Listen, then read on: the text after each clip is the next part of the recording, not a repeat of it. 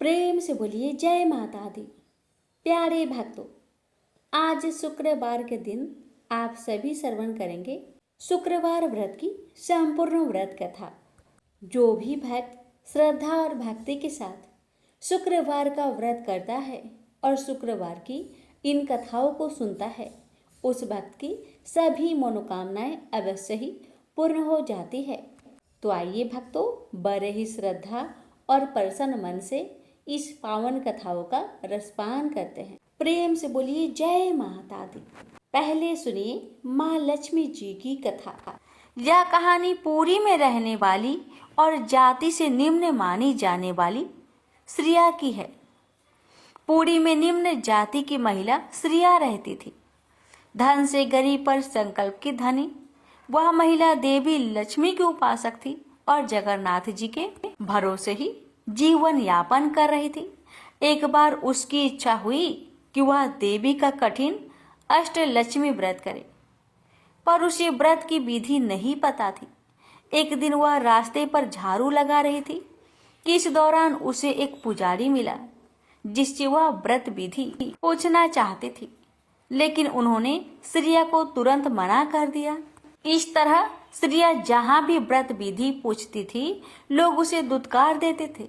एक दिन भूख प्यास की मारी श्रिया व्रत की विधि पूछने के लिए भटक रही थी और इसी बीच वह चक्कर खाकर गिर पड़ी और उसके सिर से खून निकल आया। अपने भक्त की सच्ची श्रद्धा और दुख देखकर जगन्नाथ इतने दुखी हुए कि उनकी भी प्रतिमा से खून निकल आया। पंडित, पुजारियों और सेवायतों ने यह देखा तो घबरा गए और पुरी में हड़कंप मच गया। ये बात राजा तक भी पहुंची तो वह समझ गया कि जरूर कहीं घोर पाप हुआ है और भगवान श्री मंदिर छोड़कर चले गए हैं। ऐसे में राजा ने तुरंत सिंहासन त्याग दिया और उस पाप की खोज में चल पड़ा, जिसके कारण श्री मंदिर से भगवान चले गए। उधर भगवान के आदेश पर नारद मुनि ने संत का भेष बनाया और श्रिया के घर उसे व्रत विधि समझाने पहुंचे। उन्होंने कहा कि भक्ति सच्ची हो तो किसी कठिन व्रत की जरूरत नहीं होती। तुम सच्चे मन से भजन करो, आसपास को साफ रखो, घर को लीप बुहार कर सुंदर बना लो, सबसे प्रेम से बोलो। जो ऐसा करता है देवी लक्ष्मी उस पर प्रसन्न रहती है। फिर तो तुम केवल दिन भर व्रत रखकर शाम को खीर बनाकर उन्हें भोग लगाओ, आरती करो और प्रसाद बांटो। देवी तुम्हारे घर चलकर आएंगी। श्रिया ने ऐसा ही किया। शाम को वह जब आरती कर रही थी तो एक महिला घूंघट की हुई आई।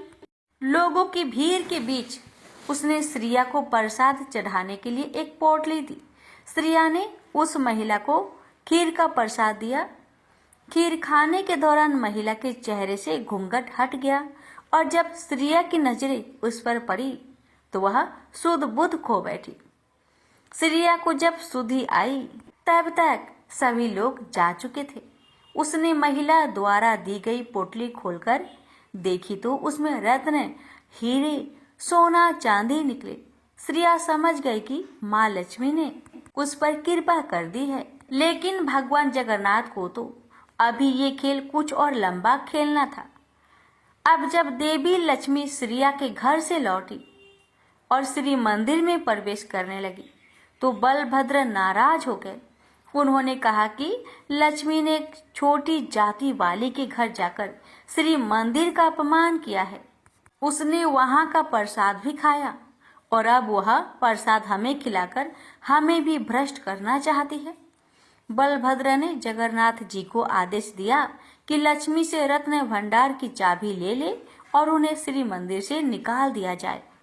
उधर जब देवी लक्ष्मी ने यह सब सुना तो वह क्रोधित हो गई और कहा कि ठीक है, अब मैं यहाँ नहीं रहूंगी, लेकिन आप दोनों को श्राप देती हूँ कि जब तक आप किसी निम्न के हाथ से भोजन नहीं कर लेते, आपका भी भरण पोषण नहीं होगा।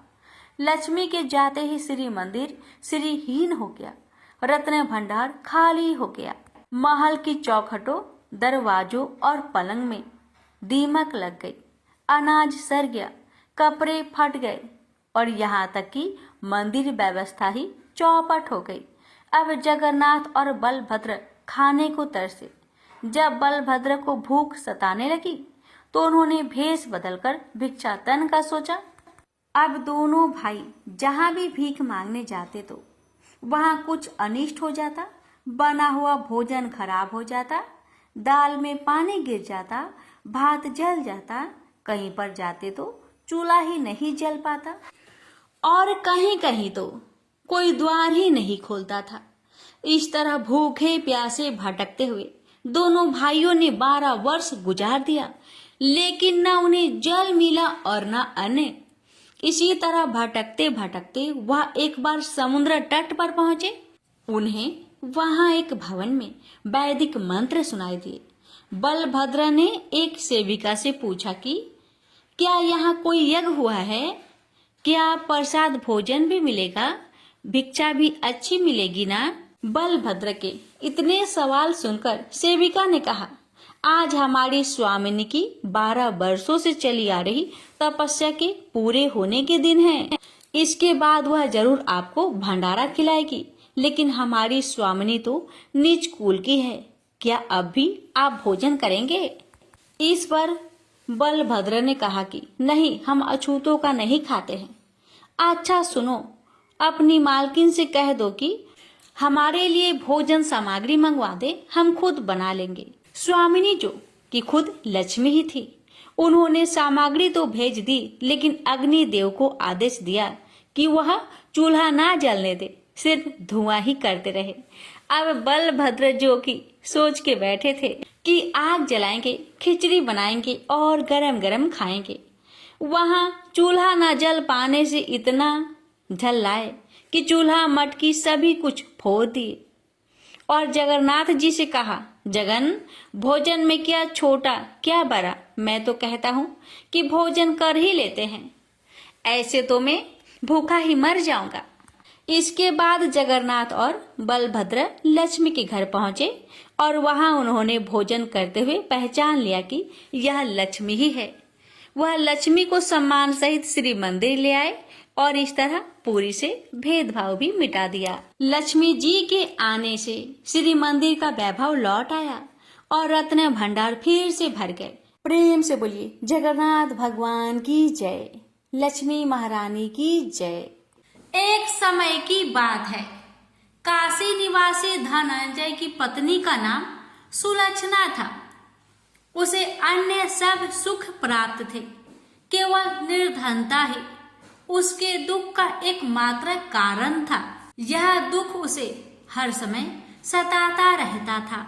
एक दिन सुलक्षणा पति से बोली, स्वामी आप कुछ उद्यम करो तो काम चले, इस प्रकार कब तक काम चलेगा?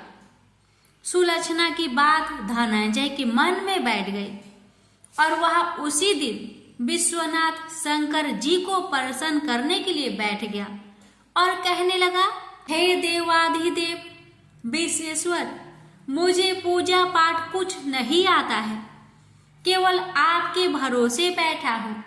इतनी विनती करके वह 2-3 दिन भूखा प्यासा बैठा रहा। यह देखकर भगवान शंकर उसके कानों में अन्नपूर्णा अन्नपूर्णा अन्नपूर्णा इस प्रकार 3 बार कहा। यह कौन क्या कह गया? इसी सोच में धनंजय पड़ गया कि मंदिर से आते ब्राह्मणों को देखकर पूछने लगा, पंडित जी अन्नपूर्णा कौन है? ब्राह्मणों ने कहा, तू अन्न छोड़ बैठा है, सो तुझे अन्न की ही बात सूझती है, जा घर जाकर अन्न ग्रहण कर। धनंजय घर गया, स्त्री से सारी बात कही। वह बोली, नाथ चिंता मत करो, स्वयं शंकर जी ने आपको यह मंत्र दिया है, वे स्वयं ही खुलासा करेंगे, आप फिर जाकर उनकी आराधना करो। धनंजय फिर जैसा कि तैसा पूजा में बैठ गया। रात्रि में शंकर जी ने आज्ञा दी और कहा, तू पूर्व दिशा में चला जा। वह अन्नपूर्णा का नाम जपता जाता और रास्ते में फल खाता, झरनों का पानी पीता जाता। इस प्रकार कितने ही दिनों तक चलता गया। वहां उसे चांदी सी चमकती वन की शोभा देखने में आई।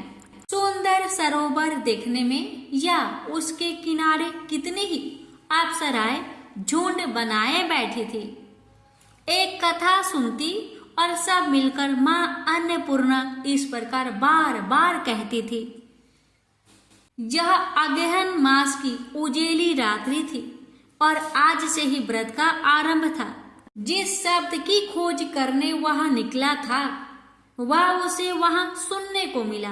धनंजय ने उनके पास जाकर पूछा, हे देवियों, आप यह क्या करती हो? उन सब ने कहा, हम सब मां अन्नपूर्णा का व्रत करती हैं। धनंजय ने पूछा, व्रत पूजा करने से क्या होता है? यह किसी ने किया भी है? इसे कब किया जाए? कैसा व्रत है और कैसी विधि है? मुझसे भी विस्तार से बताओ। वे कहने लगे, इस व्रत को सब कोई कर सकते हैं। 21 दिन तक के लिए 21 गांठ का सूत लेना चाहिए।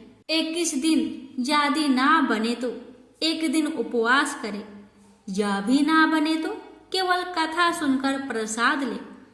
निराहार रहकर कथा कहे, कथा सुनने वाला कोई ना मिले तो पीपल के पत्तों को रख सुपारी या घृत कुमारी वृक्ष को सामने कर, दीपक को साक्षी कर, सूर्य, गाय, तुलसी या महादेव को बिना कथा सुनाए मुख में दाना न डाले। यदि भूल से कुछ पड़ जाए तो एक दिवस फिर उपवास करे। व्रत के दिन क्रोध ना करे और झूठ ना बोले। धनंजय बोला, इस व्रत के करने से क्या होगा? वे कहने लगी, इसके करने से अंधों को नेत्र मिले, लुल्लू को हाथ मिले, निर्धन के घर धन आए, बाझीन को संतान मिले, मूर्ख को विद्या आए। जिस कामना से व्रत करे माँ उसकी इच्छा पूरी करती है। वह कहने लगा, बहिनों, मेरे पास भी धन नहीं है, विद्या नहीं है, कुछ भी तो नहीं है। मैं तो दुखिया ब्राह्मण हूँ, मुझे इस व्रत का सूत दोगी? हाँ भाई, तेरा कल्याण हो, हम तुम्हें अवश्य देंगे। ले इस व्रत का मंगल सूत्र ले। धनंजय ने व्रत किया। व्रत पूरा हुआ तभी सरोवर में से 21 खंड की स्वर्ण सीरी हीरा मोती जरी हुई प्रकट हुई। धनंजय अन्नपूर्णा अन्नपूर्णा कहता जाता था। इस प्रकार कितनी ही सीढ़ियां उतर गया तो क्या देखता है कि करोड़ों सूर्य से प्रकाशमान अन्नपूर्णा का मंदिर है। उसके सामने स्वर्ण सिंहासन पर माता अन्नपूर्णा विराजमान है। सामने भिक्षा हेतु शंकर भगवान खड़े हैं। देवंगनाएं चवर डुलाती है, कितने ही हथियार बंधे पहरा देती हैं। धनंजय दौड़कर जगदम्बा के चरणों में गिर गया। देवी उसके मन का कलेश जान गई। धनंजय कहने लगा, माता, आप तो अंतर्यामी हो, आपको अपनी दशा क्या बताऊं? माता बोली, मेरा व्रत किया है, क्या संसार तेरा सत्कार करेगा। माता ने धनंजय की जिह्वा पर बीज मंत्र लिख दिया। अब तो उसके रोम रोम में विद्या प्रकट हो गई। इतने में क्या देखता है कि वह काशी विश्वनाथ के मंदिर में खड़ा है। माँ का वरदान ले धनंजय घर आया। सुलक्षणा से सब बात कही। माता जी की कृपा से उसके घर में संपत्ति उमड़ने लगी। छोटा सा घर बहुत बड़ा गिना जाने लगा। जैसे शहद के छत्ते में मक्खियां जमा होती है, उसी प्रकार अनेक सगे संबंधी आकर उसकी बड़ाई करने लगे। कहने लगे, इतना धन और इतना बड़ा घर, सुंदर संतान नहीं तो इस कमाई का कौन भोग करेगा। सुलक्षणा से संतान नहीं है, इसलिए तुम दूसरा विवाह करो। अनिच्छा होते हुए भी धनंजय को दूसरा विवाह करना पड़ा और सती सुलक्षणा को स्वाद का दुख उठाना पड़ा। इस प्रकार दिन बीतते गए। फिर अगहन मास आया। नए बंधन से बंधे पति से सुलक्षणा ने कहलाया कि हम व्रत के प्रभाव से सुखी हुए हैं, इस कारण यह व्रत छोड़ना नहीं चाहिए। यह माता जी का प्रताप है जो हम इतने संपन्न और सुखी हैं। सुलक्षणा की बात सुन धनंजय उसके यहाँ आया और व्रत में बैठ गया। नई बहू को इस व्रत की खबर नहीं थी। वह धनंजय के आने की राह देख रही थी। दिन बीतते गए और व्रत पूर्ण होने में 3 दिवस बाकी थे कि नई बहू को खबर पड़ी। उसके मन में ईर्ष्या की ज्वाला दहक रही थी। सुलक्षणा के घर आ पहुंची और उसने वहां भगदड़ मचा दी। वह धनंजय को अपने साथ ले गई। नए घर में धनंजय को थोड़ी देर के लिए निद्रा ने आ दबाया। इसी समय नई बहू ने उसका व्रत का सूत तोड़कर आग में फेंक दिया। अब तो माता जी का कोप जाग गया। घर में अकस्मात आग लग गई। सब कुछ जलकर खाक हो गया। सुलक्षणा जान गई और पति को फिर अपने घर ले आई। नई बहू रूठकर पिता के घर जा बैठी। पति को परमेश्वर मानने वाली सुलक्षणा बोली, नाथ घबराना नहीं, माता जी की कृपा अलौकिक है। पुत्र कुपुत्र हो जाता है पर माता कुमाता नहीं होती। अब आप श्रद्धा और भक्ति से आराधना शुरू करो, वे जरूर हमारा कल्याण करेगी। धनंजय फिर माता के पीछे पड़ गया। फिर वही सरोवर सीढ़ी प्रकट हुई। उसमें माँ अन्नपूर्णा कहकर वह उतर गया। वहां जा माता जी के चरणों में रुदन करने लगा। माता प्रसन्न हो बोली, यह मेरी स्वर्ण की मूर्ति ले, उसकी पूजा करना, तू फिर सुखी हो जाएगा। जा, तुझे मेरा आशीर्वाद है। तेरी स्त्री सुलक्षणा ने श्रद्धा से मेरा व्रत किया है, उसे मैंने पुत्र दिया है। धनंजय ने आंखें खोली तो खुद को काशी विश्वनाथ के मंदिर में खड़ा पाया। वहां से फिर उसी प्रकार घर को आया। इधर सुलक्षणा के दिन चढ़े और महीने पूरे होते ही पुत्र का जन्म हुआ। गांव में आश्चर्य की लहर दौड़ पड़ी। इस प्रकार उसी गांव के निसंतान सेठ के पुत्र होने पर उसने माता अन्नपूर्णा का मंदिर बनवा दिया। उसमें माताजी धूमधाम से पधारी, यज्ञ किया और धनंजय को मंदिर के आचार्य का पद दे दिया। जीविका के लिए मंदिर की दक्षिणा और रहने के लिए बड़ा सुंदर सा भवन दिया। धनंजय स्त्री पुत्र सहित वहां रहने लगा। माताजी की चढ़ावे में भरपूर आमदनी होने लगी। उधर नई बहू के पिता के घर डाका पड़ा, सब लुट गया। वे भीख मांगकर पेट भरने लगे।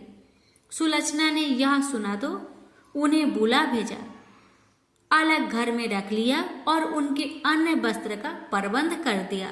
धनंजय, सुलक्षणा और उसका पुत्र माताजी की कृपा से आनंद से रहने लगे। माताजी ने जैसे इनके भंडार भरे वैसे सबके भंडार भरे। प्रेम से बोलिए, अन्नपूर्णा माता जी की जय। हर हर महादेव। माता पार्वती की जय। वैभव लक्ष्मी व्रत कथा। लाखों की जनसंख्या को अपने में समेटे कुशीनगर एक महानगर था। जैसे कि अन्य महानगरों की जीवनचर्या होती है, वैसा ही कुछ यहाँ भी था। यानी बुराई अधिक, अच्छाई कम, पाप अधिक, पुण्य कम। इसी कुशीनगर में हरिवंश नामक एक सद्गृहस्थ अपनी पत्नी दामिनी के साथ सुखी संपन्न जीवन गुजार रहा था। दोनों ही बड़े नेक और संतोषी स्वभाव के थे। धार्मिक कार्य अनुष्ठानों में उनकी अपार श्रद्धा थी। दुनियादारी से उनका कोई विशेष लेना देना नहीं था। अपने में ही मगन गृहस्थ की गाड़ी खींचे चले जा रहे थे दोनों। किसी ने ठीक ही कहा है, संकट और अतिथि के आने के लिए कोई समय निर्धारित नहीं होता। कुछ ऐसा ही हुआ दामिनी के साथ। जब उसका पति हरिवंश न जाने कैसे बुरे लोगों की संगत में फंस गया और घर गृहस्थी से उनका मन उचट गया। देर रात शराब पीकर घर आना और गाली गलौज तथा मारपीट करना उसका नित्य का नियम सा बन गया था। जुए, राटे, रेस तथा वैश्यगमन जैसे बुरे कर्म भी कुसंगति के बदौलत उसके पल्ले पड़ गए। धन कमाने की तीव्र लालसा ने हरिवंश की बुद्धि हर ली और उसको अच्छे बुरे का भी ज्ञान न रहा। घर में जो कुछ भी था सब उसके दुर्व्यसनों की भेंट चढ़ गया। जो लोग पहले उसका सम्मान करते थे अब उसे देखते ही रास्ता बदलने लगे। भूखमरी की हालत में भिखमंगों के समान उनकी स्थिति हो गई। लेकिन दामिनी बेहद संयमी और आस्थावान तथा संस्कारी स्त्री थी। ईश्वर पर उसे अटल विश्वास था। वह जानती थी कि यह सब कर्मों का फल है। दुख के बाद सुख तो एक दिन आना ही है। अचानक एक दिन दोपहर के समय द्वार पे हुई दस्तक की आवाज सुनकर दामिनी की तंद्रा भंग हुई। अतिथि सत्कार के भय मात्र से उसकी अंतर आत्मा कांप उठी, क्योंकि घर में अन्न का एक दाना भी नहीं था जो अतिथि की सेवा में अर्पित किया जा सकता। फिर भी संस्कारों की ऐसी प्रबलता थी कि उसका मन अतिथि सत्कार को उद्धत हो उठा। उसने उठकर द्वार खोला, देखा सामने एक दिव्य पुरुष खड़ा था। बड़े बड़े घुंघराले श्वेत केश, चेहरे को ढके हुए लहराती दाढ़ी, गेरुए वस्त्रों का आवरण पहने उसके चेहरे से तेज टपक पड़ रहा था। आंखों मानो अमृत सी वर्षा कर रही थी। उस दिव्य पुरुष को देखकर दामिनी को अपार शांति का अनुभव हुआ और वह उसे देखते ही समझ गई कि आगत वास्तव में कोई पहुंचा हुआ सिद्ध महात्मा है। उसके मन में अतिथि के प्रति गहन श्रद्धा के भाव उमड़ पड़े और वह उसे सम्मान सहित घर के भीतर ले गई। दामिनी ने जब उसे फाटे हुए आसन पर बैठाया तो वह मारे लज्जा के जमीन में गिर सी गई। उधर वह संत पुरुष दामिनी की ओर एकटक निहारे जा रहा था। घर में जो कुछ भी बचा खुचा था दामिनी ने अतिथि की सेवा में अर्पित कर दिया, पर उसने इस पर कोई ध्यान नहीं दिया। बस दामिनी को यूं निहारे जा रहा था मानो उसे कुछ याद दिलाने की चेष्टा कर रहा हो। जब काफी देर तक दामिनी कुछ न बोली तो उसने कहा, बेटी मुझे पहचाना नहीं क्या? उसका यह प्रश्न सुनकर दामिनी जैसे सोते से जागी और अत्यंत संकुचाते हुए मधुर स्वर में बोली, महाराज मेरी धृष्टता को क्षमा करें। जो आप जैसे दिव्य पुरुष को मैं पहचान कर भी नहीं पहचान पा रही हूँ।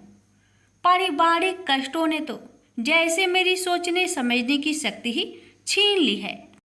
लेकिन यह निश्चित है कि संकट की इस घड़ी में मुझे आप जैसे साधु पुरुष का ही सहारा है। तभी जैसे दामिनी को कुछ याद हो आया, वह उस साधु के चरणों में गिरकर बोल उठी, अब मैं आपको पहचान गई हूँ महाराज। स्नेहा रूपी अमृत की वर्षा करने वाले अपने शुभ चिंतक को कोई कैसे भूल सकता है भला? वास्तव में वह साधु मंदिर की राह के मध्य में बनी अपनी कुटिया के बाहर बट वृक्ष के नीचे बैठ साधना किया करता था और मंदिर आने जाने वाले सभी श्रद्धालु से प्रणाम करके स्वयं को कृतार्थ अनुभव करते थे। दामिनी भी उन्हीं में से एक थी। जब पिछले काफी दिनों से उसने उसे मंदिर की ओर आते जाते नहीं देखा तो उसकी कुशल क्षेम जानने के लिए पूछताछ करते हुए उसके घर की ओर आ निकला था। दामिनी अभी अपनी सोचों में ही डूबी हुई थी कि साधु महाराज ने मौन भंग किया। क्या कारण है पुत्री, तू आजकल मंदिर आती जाती दिखाई नहीं पड़ती। तुझे जो भी कष्ट है मुझे बता, शायद मैं तेरी कुछ सहायता कर सकूं। व्यक्ति दुखों के बोझ तले दबा हो तो ऐसे में सहानुभूति के दो बोल ही काफ़ी होते हैं। दामिनी भी खुद पर संयम नहीं रख पाई और बिलख कर रोने लगी। तभी वह साधु वात्सल्यपूर्ण स्वर में बोला, मन छोटा करने से समस्या हल नहीं होगी। सुख दुख तो एक गाड़ी की दो पहियों के समान है, इनका आना जाना तो जिंदगी भर लगा ही रहता है। अपना दुख किसी को बता देने से मन हल्का हो जाता है।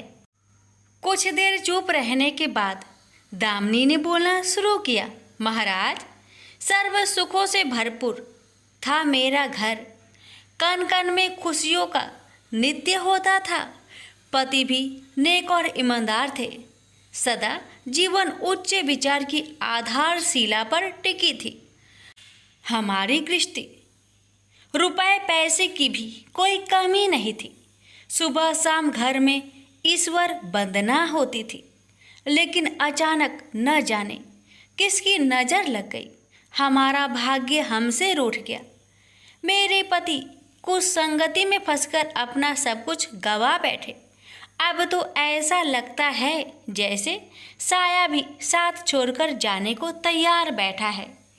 भिखारियों से भी बदतर स्थिति हो गई है हमारी। दामिनी की करुण व्यथा सुनकर साधु का हृदय हाहाकार कर उठा। वह द्रवित स्वर में बोल उठा, बेटी, कर्म का लिखा तो भोगना ही पड़ता है। तुम्हारे कष्टों का भी कर्मों से नाता है। लेकिन तुम चिंता ना करो, सब कुछ पहले जैसा हो जाएगा। दुख के बाद ही सुख आता है। दुख सहे बिना सुख की सच्ची अनुभूति हो ही नहीं सकती। तो माँ लक्ष्मी के प्रति श्रद्धा जारी रखो। सबका उद्धार करने वाली प्रेम का छलकता सागर है माँ लक्ष्मी। अपने भक्तों पर सदैव उनकी कृपा दृष्टि रहती है। तुम संपूर्ण आस्था के साथ माँ वैभव लक्ष्मी का व्रत करना शुरू करो। तुम्हारी साधना अवश्य रंग लाएगी। दामिनी एक संस्कारी स्त्री थी। धर्म कर्म में उसकी अगाध आस्था थी। माँ वैभव लक्ष्मी के व्रत की बात सुनकर उसका चेहरा दमक उठा। बोली, महाराज, यदि इस व्रत को करने से मेरे परिवार पर आई विपदा टल सकती है तो मैं इसे जरूर करूँगी। आप मुझे बताएं कि इस व्रत को कब और कैसे किया जाता है।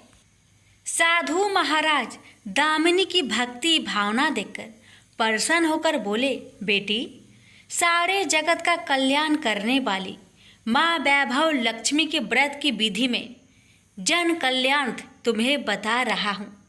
प्रत्येक शुक्रवार को यह व्रत किया जाता है।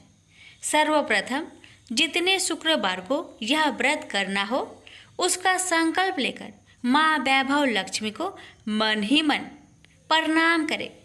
स्नान आदि से निवृत्त होकर स्वच्छ धवल वस्त्र पहनकर पूरब दिशा की ओर मुख करके आसन पर बैठे। सामने एक चौकी पर चावल की एक ढेरी लगाकर उस पर पानी से भरा कलश स्थापित करें, जो तांबे का होना चाहिए। कलश को कटोरी से ढक दे और उस कटोरी में कोई भी स्वर्ण भूषण रखे। सोना ना हो तो चांदी का आभूषण रखे।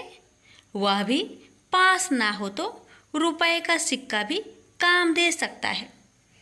शुद्ध घी का दीपक तथा अगरबत्ती जलाए और मन ही मन पूर्ण श्रद्धा के साथ माँ वैभव लक्ष्मी का जाप करते रहे। श्री यंत्र माँ लक्ष्मी का प्रिय यंत्र है, उसे सत सत नमन करें। श्री यंत्र उपलब्ध ना हो तो पुस्तक में दिए उसके स्वरूप से काम चल जाएगा। साथ ही माँ वैभव लक्ष्मी के सभी स्वरूप को नमस्कार करें। इनकी सभी छवियाँ पुस्तक में दी गई होगी।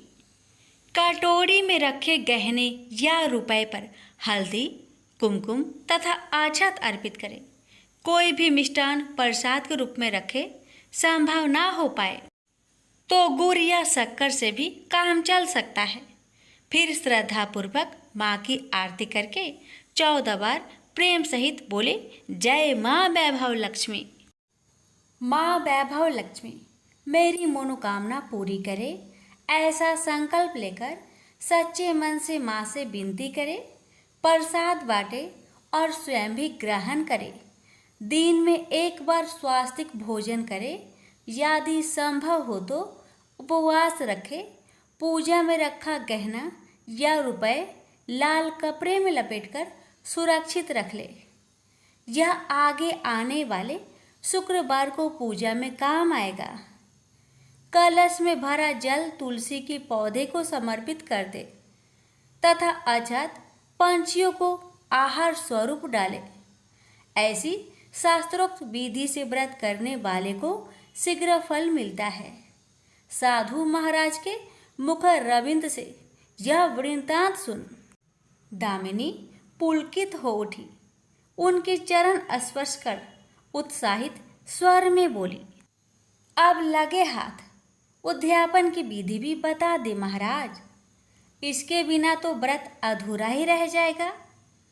अवश्य बेटी, कहकर साधु महाराज उद्यापन की विधि बताने लगे। चाहे जितने भी शुक्रवार प्राय 11 या 21 व्रत करने का संकल्प लिया हो, लेकिन मन में माँ वैभव लक्ष्मी के प्रति श्रद्धा तथा आस्था बारंबार बनी रहनी चाहिए। जिस दिन अंतिम शुक्रवार का व्रत हो, उस दिन शास्त्रोक्त विधि से उद्यापन किया जाता है। अन्य शुक्रवारों की भांति ही इस दिन भी पूजन करें। हाँ, प्रसाद के रूप में खीर अवश्य रखें। पूजा के बाद नारियल फोड़कर 7 कुंवारी कन्याओं को चरण धोकर कुमकुम का तिलक लगाकर पूजन करें। उन्हें सामर्थ्य अनुसार दक्षिणा दें और माँ वैभव लक्ष्मी व्रत की पुस्तकें उपहार स्वरूप भेंट में दें। फिर प्रसाद के रूप में खीर वितरित करें। अब माँ वैभव लक्ष्मी के सभी स्वरूप को मन ही मन नमन करते हुए कहे, हे माँ, यदि मैंने शुद्ध तथा निर्मल हृदय से आपकी स्तुति करते हुए वैभव लक्ष्मी व्रत विधि विधान अनुसार पूर्ण किया हो, तो मेरी मनोकामना अवश्य पूरी करना। संतानहीनों को संतान देने वाली, दुखियों का दुख हरने वाली, अखंड सौभाग्य का वरदान देने वाली, कुंवारी कन्याओं को मन चाहा वर देने वाली माँ वैभव लक्ष्मी, आपकी महिमा अपरंपार है। अपने हर भक्त की विपत्तियां हरकर उन्हें सुख समृद्धि प्रदान करना।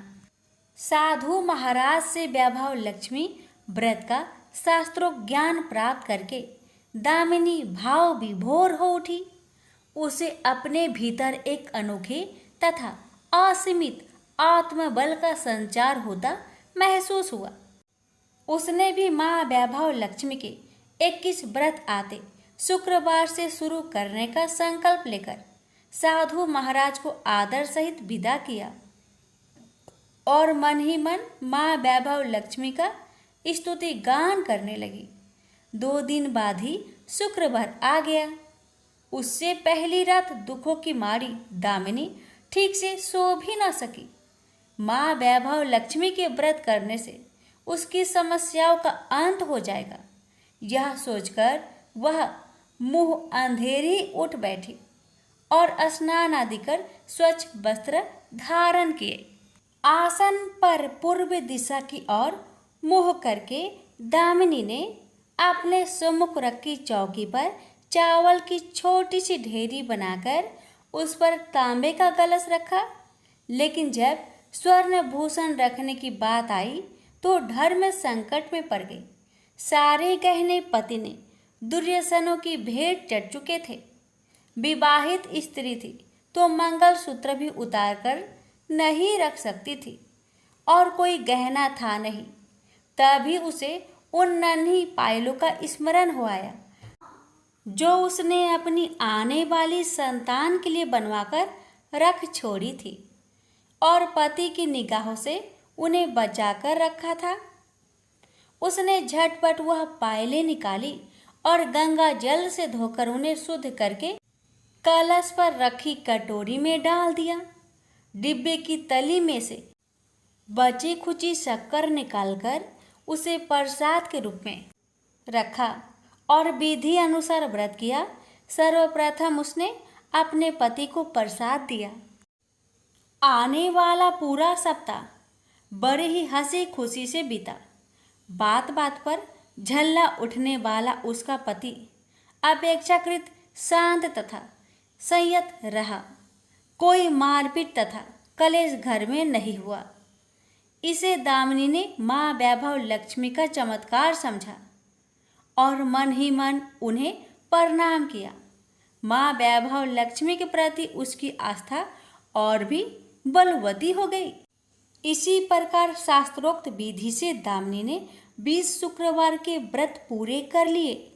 इस बीच कई परिवर्तन हुए थे। उसका पति कुसंगति छोड़कर सीधी राह पर आ गया था और उसका कामकाज भी जमने लगा था।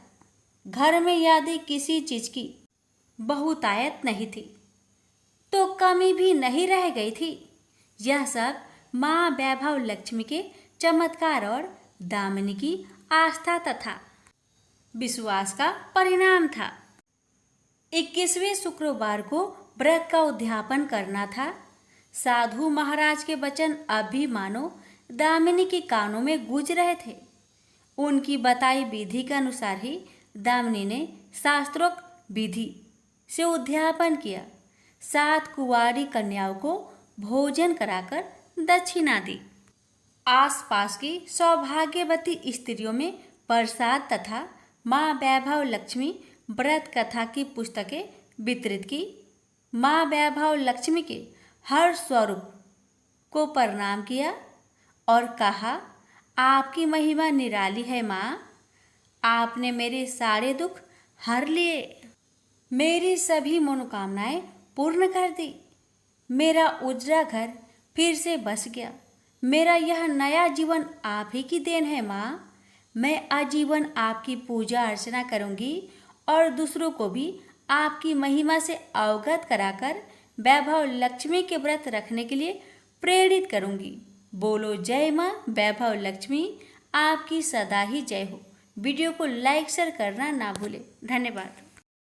कथा इस प्रकार है। एक बुढ़िया माई थी। उसके 7 लड़के थे। 6 कमाने वाले थे और एक निकम्मा था, कमाता कुछ नहीं था।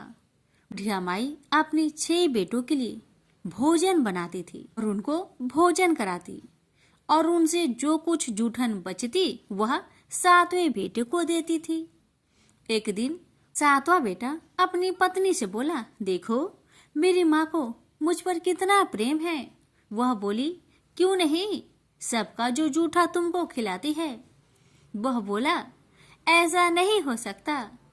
मैं जब तक अपनी आंखों से ना देख लूं, मैं मान नहीं सकता कि मेरी माँ मेरे साथ ऐसा कर सकती है। कुछ दिन बाद त्योहार आया। घर में 7 प्रकार के भोजन और चूरमे के लड्डू बने। अब सबसे छोटे लड़के ने यानी कि 7वें लड़के ने अपना सिर दुखने का बहाना बनाया और पतला चादर ओढ़कर रसोई घर में सो गया, ये देखने के लिए कि मेरी माँ मुझे जूठे भोजन देती है या फिर बनाई हुई ताजी भोजन देती है। लड़का झूठ मूठ का सोने के नाटक करके रसोई घर में सोया हुआ है। वह पतले चादर के अंदर से सब कुछ देख रहा था। तभी 6 भाई भोजन करने आए। उसने देखा माँ ने उनके लिए सुंदर आसन बिछाया, नाना प्रकार की रसोई परोसी और आग्रह करके उन्हें जिमाया और वह देखता रहा। तब 6 भाइयों ने भोजन करके उठा। तब माँ ने क्या किया कि उनकी बची हुई भोजन, जूठी भोजन थालियों में से इकट्ठा करके सभी लड्डुओं के टुकड़ों को उठाकर एक लड्डू बनाया और सभी जूठन को साफ करके बुढ़िया ने अपने सबसे छोटे लड़के को पुकारा, बेटा 6 भाई भोजन करके चले गए, अब तू ही बाकी है, उठ और खाना खा ले। तब वह बेटा कहने लगा, माँ मुझे आज भूख नहीं लगा है, मुझे भोजन नहीं करना। मैं अब जहाँ नहीं रहूंगा, मैं परदेश चला जाऊंगा। अपने बेटे की बातें सुन माँ ने कहा, बेटा तू कल जाना चाहता है ना, कल क्यों जाएगा, तुम आज ही चला जा। तब बेटा बोला, हाँ माँ मैं आज ही चला जा रहा हूँ। यह कहकर वह घर से निकल गया। चलते समय पत्नी की याद आई। वह गौशाला में उपले थाप रही थी। वहां जाकर वह बोला, हम जावे परदेश, आवेंगे कुछ काल, तुम रहियो संतोष से, धर्म अपनो पाल। पत्नी बोली, जाओ पिया आनंद से, हमरो सोच हटाए, राम भरोसे हम रहे, ईश्वर तुम्हें सहाय। दो निशानी आपन, देख धरो में धीर, सुधी मति हमारी, बिसारियो रखियो मन गंभीर। पति बोला, मेरे पास तो कुछ नहीं, यह अंगूठी है, सुले और अपनी कुछ निशानी मुझे भी दे। पत्नी बोली, मेरे पास क्या है, यह गोबर से भरा हाथ। यह कहकर पति की पीठ पर गोबर के हाथ की थाप मार दी। अब पति चल दिया। चलते चलते दूर देश पहुंचा। वहां एक साहूकार की दुकान थी। वहां जाकर कहने लगा, भाई मुझे नौकरी पर रख लो। साहूकार को जरूरत थी तो वह बोला, रह जाओ। लड़के ने पूछा, तनख्वाह क्या दोगे? तो साहूकार ने कहा, तुम्हारा काम देखकर तब हम दाम देंगे। साहूकार की नौकरी मिली। वह सुबह 7 बजे से 10 बजे तक नौकरी करने लगा। कुछ दिनों में दुकान का सारा लेन देन, हिसाब किताब, ग्राहकों को माल बेचना, सारा काम करने लगा। साहूकार के 7-8 नौकर थे। वे सब चक्कर खाने लगे। यह तो बहुत होशियार बन गया है। सेठ ने भी काम देखा और 3 महीने में ही उसे आधे मुनाफे का हिस्सेदार बना लिया। वह कुछ वर्ष में ही नामी सेठ बन गया और मालिक सारा कारोबार उस पर छोड़कर चला गया। इधर पति की अनुपस्थिति में उसकी पत्नी को सास ससुर दुख देने लगे। सारी गृहस्थी का काम करा के उसे लकड़ी लेने जंगल में भेजते हैं। इस बीच घर के आटे से जो भूसी निकलती उसकी रोटी बनाकर रख दी जाती और उसके साथ ही फूटे नारियल की नारेली में पानी। एक दिन वह लकड़ी लेने जा रही थी। रास्ते में बहुत सी स्त्रियां संतोषी माता की व्रत करते दिखाई दी। वह लड़की खड़ी होकर कथा सुनने लगी और पूछा, बहनों तुम किस देवता की व्रत करती हो और उसके करने से क्या फल मिलता है?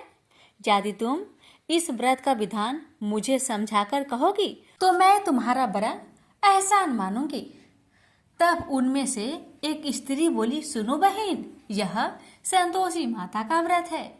इसके करने से निर्धनता, दरिद्रता का नाश होता है और जो कुछ मन में कामना हो सब संतोषी माता की कृपा से पूरी होती है।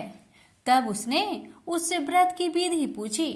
वह भक्तिनी स्त्री बोली, 1.25 आने का गुड़ चना लेना, इच्छा हो तो 5.25 आने का लेना, या फिर 1.25 रुपए का भी सहूलियत के अनुसार लाना। बिना परेशानी और श्रद्धा व प्रेम से जितना भी बन पड़े सवाया लेना। प्रत्येक शुक्रवार को निराहार रहकर कथा सुनना। इसके बीच कर्म टूटे नहीं, लगातार नियम पालन करते रहना। सुनने वाला कोई न मिले तो घी का दीपक जला उसके आगे या जल के पात्र के सामने रखकर कथा कहना। जब कार्य सिद्ध न हो नियम का पालन करना और कार्य सिद्ध हो जाने पर व्रत का उद्यापन करना। 3 मास में माता फल पूरा करती है। यदि किसी के ग्रह खोटे भी हो तो भी माता वर्ष भर में कार्य सिद्ध करती है। फल सिद्ध होने पर उद्यापन कर लेना चाहिए, बीच में नहीं। उद्यापन में 2.5 सेर आटे का खाजा तथा इसी परिमाण में खीर तथा चने का साग करना। 8 लड़कों को भोजन कराना। जहाँ तक मिले देवर जेठ भाई बंधु के हो, न मिले तो रिश्तेदारों और पास पड़ोसियों को बुलाना। उन्हें भोजन करा, यथाशक्ति दक्षिणा दे। माता का नियम पूरा करना। उस दिन घर में खटाई न खाना। यह सुन बुढ़िया माई के लड़के की बहू चल दी। रास्ते में लकड़ी की बोझ को बेच दिया और उन पैसों से गुड़ चना ले माता की व्रत की तैयारी कर आगे चली और सामने मंदिर देखकर पूछने लगी, यह मंदिर किसका है? सब कहने लगे, संतोषी माता का मंदिर है। यह सुनकर माता के मंदिर में जाकर चरणों में लौटने लगी। दीन हो विनती करने लगी, माँ मैं निपट अज्ञानी हूँ, व्रत के कुछ भी नियम नहीं जानती, मैं दुखी हूँ। हे माँ जगत जननी मेरा दुख दूर कर, मैं तेरी शरण में आई हूँ। माता को दया आई। एक शुक्रवार बीता कि दूसरे को उसके पति का पत्र आया और तीसरे शुक्रवार को उसका भेजा हुआ पैसा आ पहुंचा। यह देख जेठ जेठानी मुंह सिडोकने लगी। लड़के ताने देने लगे। काकी के पास पत्र आने लगे, रुपया आने लगा। अब तो काकी की खातिर बढ़ेगी। बेचारी सरलता से कहती, भैया कागज आवे रुपया आवे, हम सब के लिए अच्छा है। ऐसा कहकर आंखों में आंसू भरकर संतोषी माता के मंदिर में आ मातेश्वरी के चरण में गिरकर रोने लगी। माँ मैंने तुमसे पैसा कब मांगा है माँ? मुझे पैसे से क्या काम है माँ? मुझे तो अपने सुहाग से काम है। मैं तो अपनी स्वामी के दर्शन मांगती हूँ माँ। तब माता ने प्रसन्न होकर कहा, जा बेटी तेरा स्वामी आएगा। यह सुनकर खुशी से बावली होकर घर जा पहुंची, अपना काम काज करने लगी। अब संतोषी माँ विचार करने लगी, इस भोली पुत्री को मैंने कह तो दिया कि तेरा पति आएगा, लेकिन कैसे? वह तो इसे सपने में भी याद नहीं करता। उसे याद दिलाने को मुझे ही जाना पड़ेगा। इस तरह माता जी उस बुढ़िया के बेटे के पास जा सपना में प्रकट हो कहने लगी, साहूकार के बेटे तुम सो रहा है या जागता है? वह कहने लगा, माता मैं सोता भी नहीं जागता भी नहीं, कहो क्या आज्ञा है? माता कहने लगी, तेरे घर बार कुछ है कि नहीं? वह बोला, मेरे पास सब कुछ है माँ। माँ बाप है, पत्नी है, क्या कमी है माँ? माँ बोली, भोले पुत्र तेरी पत्नी घोर कष्ट उठा रही है, तेरे माँ बाप उसे परेशान कर रहे हैं, वह तेरे लिए तरस रही है, तू उसकी सुधि ले। वह बोला, हाँ माता जी यह तो मालूम है, परंतु जाऊं तो कैसे? परदेश की बात है, लेन देन का कोई हिसाब नहीं है, कोई जाने का रास्ता भी नहीं आता, कैसे चला जाऊं? माँ कहने लगी, मेरी बात मान, सवेरे नहा धोकर संतोषी माता का नाम ले, घी का दीपक जला, दंडवत कर दुकान पर बैठ, देखते देखते तेरा सारा लेन देन चुक जाएगा, जमा का माल बिक जाएगा, साज होते होते धन का भारी ढेर लग जाएगा। माता की बात मानकर वह नहा धोकर संतोषी माता को दंडवत घी का दीपक जला। थोड़ी देर में देने वाले रुपए लाने लगे, लेने वाले हिसाब लेने लगे। कोठे में भरे सामान की खरीदारी नगद दाम में दे सौदा करने लगे। शाम तक धन का भारी ढेर लग गया। मन में माता का नाम ले चमत्कार देख प्रसन्न होकर घर ले जाने के वास्ते गहना कपड़ा सामान खरीदने लगा। यह काम से निपट तुरंत घर को रवाना हुआ। उधर उसकी पत्नी जंगल में लकड़ी लेने जाती है। लौटते वक्त माता जी के मंदिर में विश्राम करती है। वह तो उसके प्रतिदिन रुकने का जो स्थान ठहरा। धूल उड़ती देख वह माता से पूछती है, हे माता यह धूल कैसे उड़ रही है?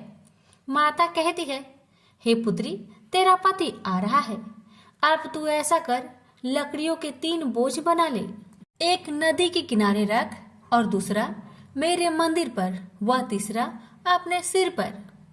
तेरे पति को लकड़ियों का गट्टर देख मोह पैदा होगा, वह यहाँ रुकेगा, नाश्ता पानी खाकर माँ से मिलने जाएगा।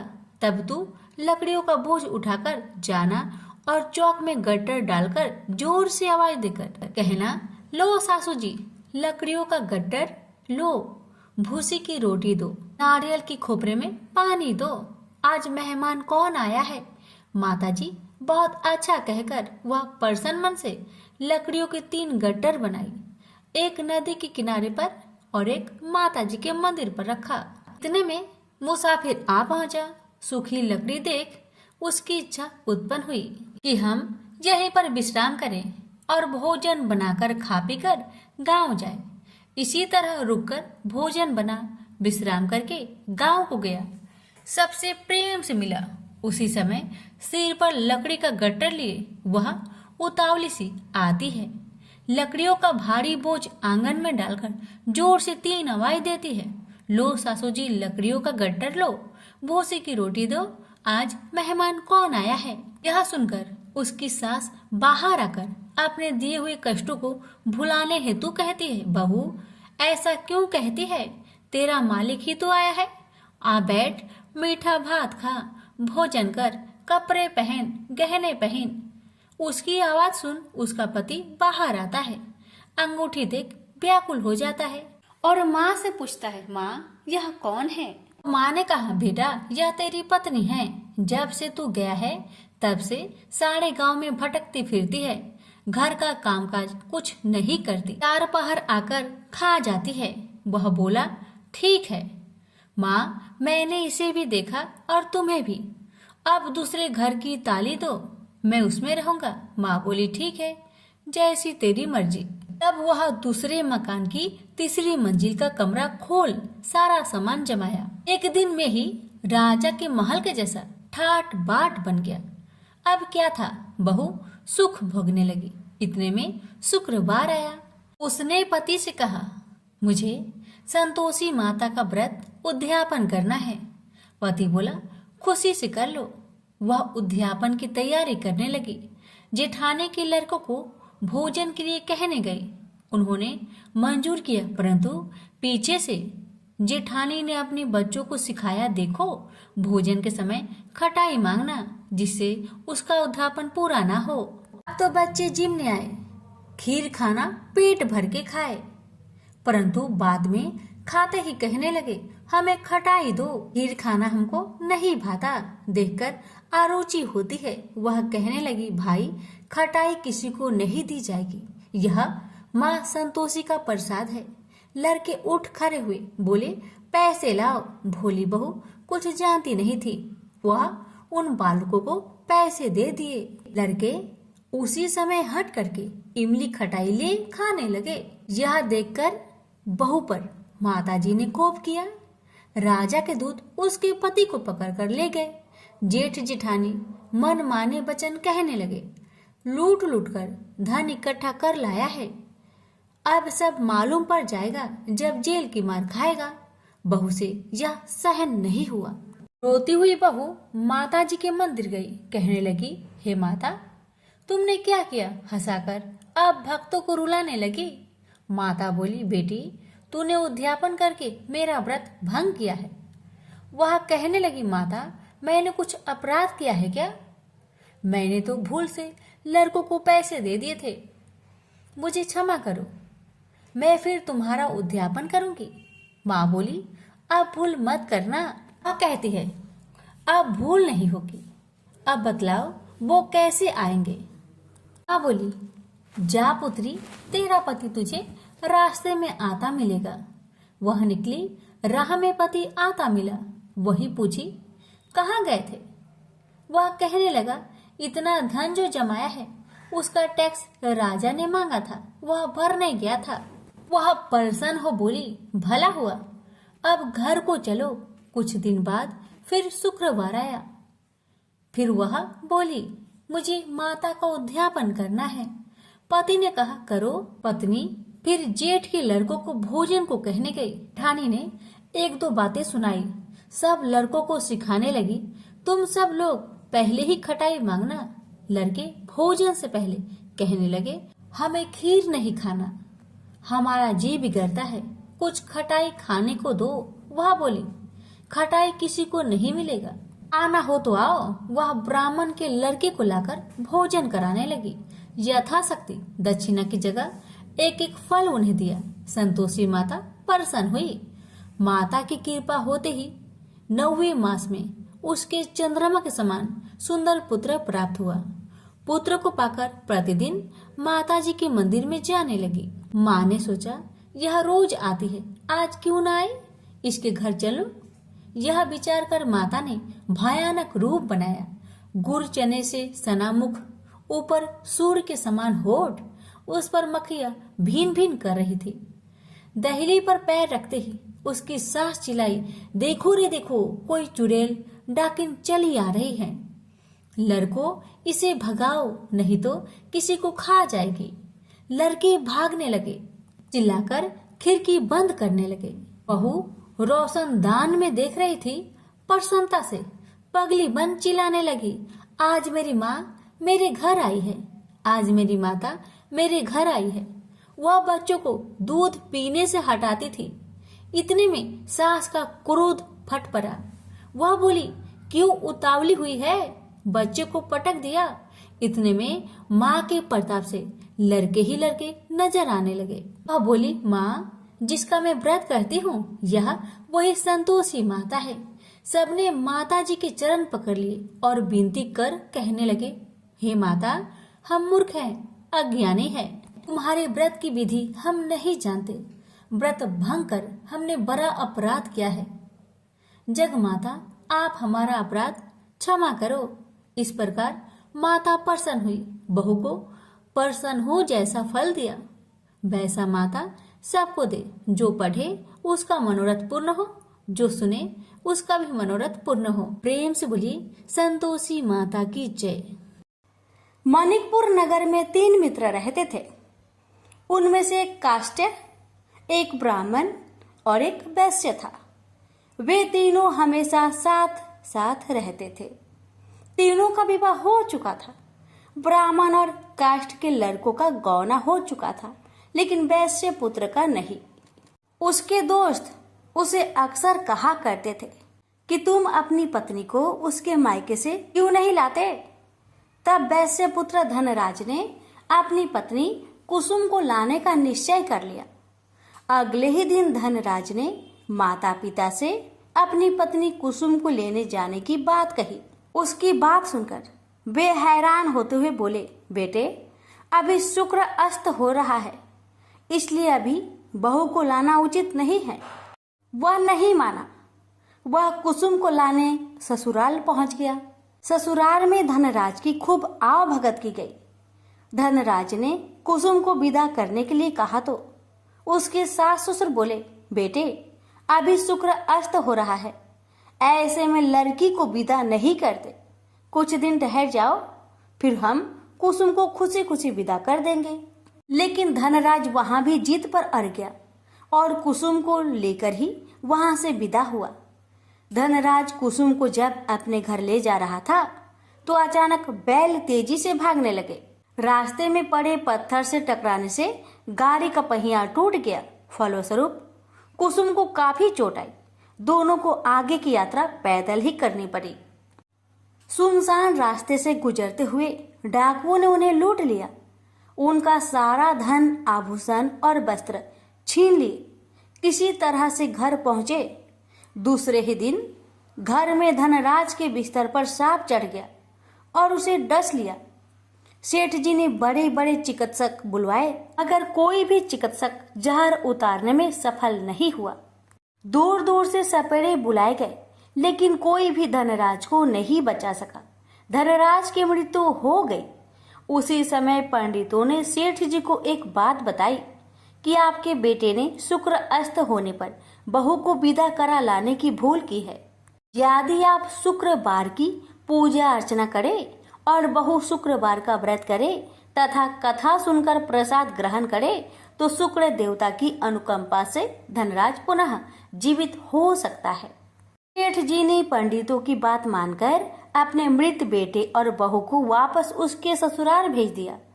कुसुम ने अपने घर पहुंचकर शुक्रवार का व्रत और पूजा पाठ की। उसने अपने पति की गलती के लिए शुक्र देवता से क्षमा मांगी।